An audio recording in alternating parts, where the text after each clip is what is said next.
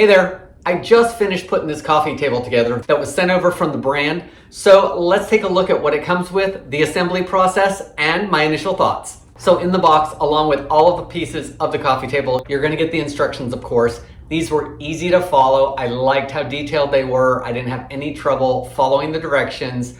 It's illustrated. The pieces are all marked, and they're marked when they come out of the box, which is nice.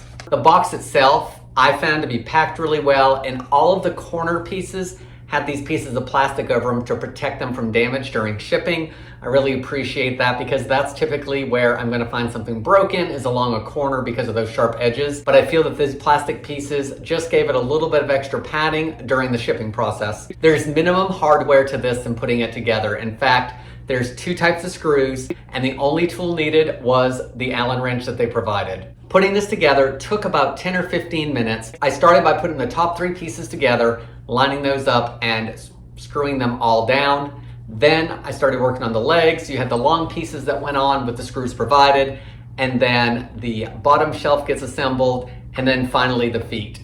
I can really appreciate when an assembly process doesn't take much of my day. So here's an up close look at the coffee table after it's been put together. As you can see, I have a 3 cushion couch. So it is a little bit small for my couch.